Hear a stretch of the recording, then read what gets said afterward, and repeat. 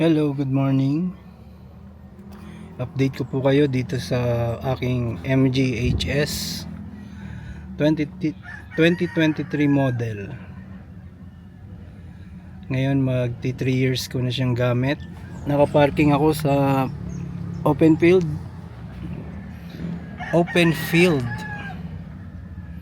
Bilad na bilad siya sa araw. 12 hours a day. At pasok na pasok naman sa lamig ng gabi. 12 hours a night. Ito ang sunroof niya. Ito ang pinaka nagustuhan ko sa lahat ng features ni Trophy. Sobrang tagal ko na siya hindi naman papagana. Meron ng agyo. Yan. Yung sunroof na yan, mini-maintain ko ng etong grease na to. Pinapahiran ko yung gilid. Yung mga moving parts niya dyan. At so far wala akong naging problema. Basta try nyo lang kahit once a week, open nyo lang yung sunroof nyo para maalagaan nyo ng grasa. Ito ay synthetic grease. Ang tama, synthetic grease for automobile. Maintenance yan para sa sunroof, sa hinges, tsaka sa doorknob. Diyan ko siya nilalagay. So far, kahit pa paano, na-maintain ko pa rin naman yung sasakyan ko kahit bira ko lang siyang magamit. At nakabilad siya sa araw. Leather seats, good.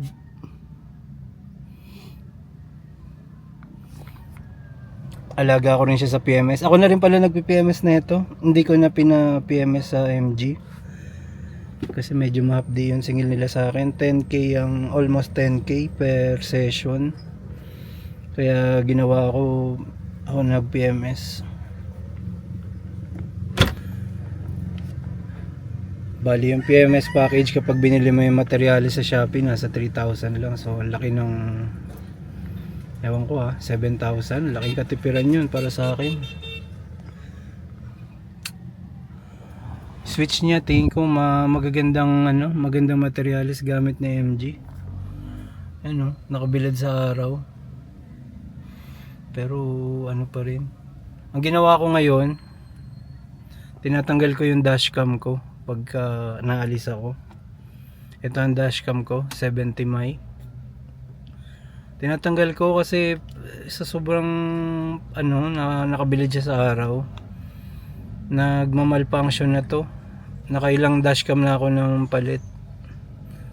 Nakadalawa na siguro. Average 1 year ang inaabot. Pag nakabilad sa araw talagang hindi mo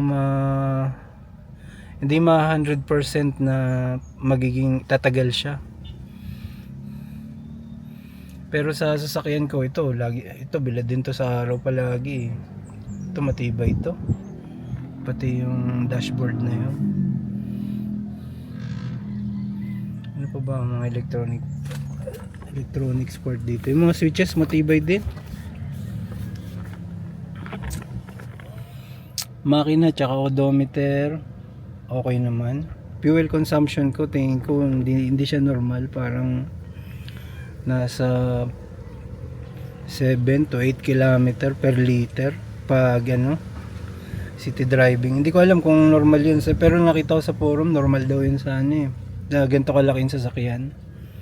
1.5 liter engine na turbo. Ngayon kung ang tanong naman kung satisfied ba ako sa MG na sasakyan, yes, satisfied ako. Kasi yung internal, yung pa lang, yung materyales sa loob niya, ewan ko matry nyo yan, try nyo sa ibang sasakyan, yung mga Honda, Toyota, yung mga mainstream na nasanay na tayo na sasakyan. Try nyo sumakay doon, tas dito iba yung materyales talaga dito sa loob. Parang ang social niya, ang pino ng materyales. Yung reliability, maano yan, nasa trial pa rin si MG niyan. Pero sa akin, sa tagal ko na gamit siya, 3 taon, tas nakabili siya sa araw, tingin ko tatagal to.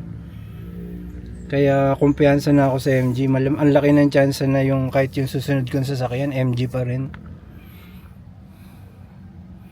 Hindi pa ako naka-encounter ng trouble sa kanya talaga. Ang pinaka naging ano ko lang, naging issue ko lang sa kanya dati, ito common naman to tsaka hindi to part ng talagang consumable to, battery. Tsaka nakasagasa ako ng ng pako na platan ako. Ayun pa lang ang pinaka naging issue ko. Pero yung hindi ko alam na makatuka ng makina, hindi. Service ng MG sa Dasma okay din. Lalabas ko, papakita ko sa inyo yung kung anong itsura niya sa labas. Sikat na sikat ang araw, tirik na tirik.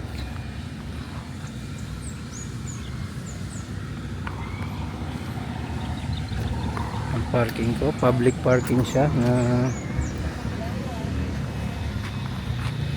ano.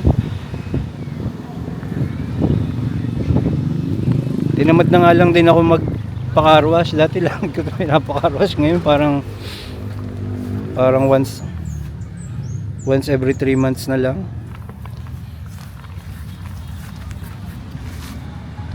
Ang ganda niya, oh.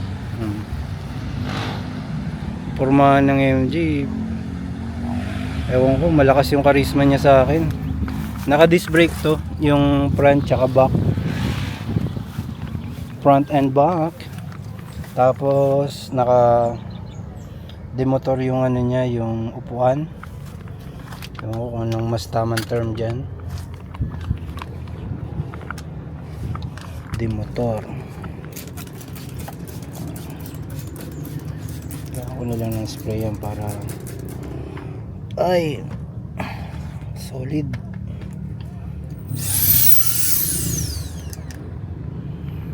Ang ganda ng loob niya. Lapit na akong bumachi.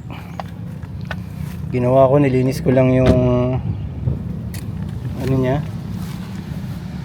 ewan ko anong tawag dyan, naipunan ng ng alikabok dito sa may salamin, nilinis ko.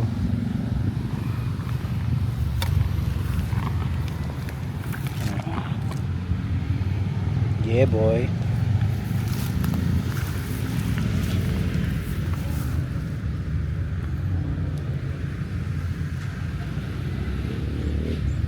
Alright, update ko na lang ulit kayo sunod na vlog ko tungkol dito sa sasakyan.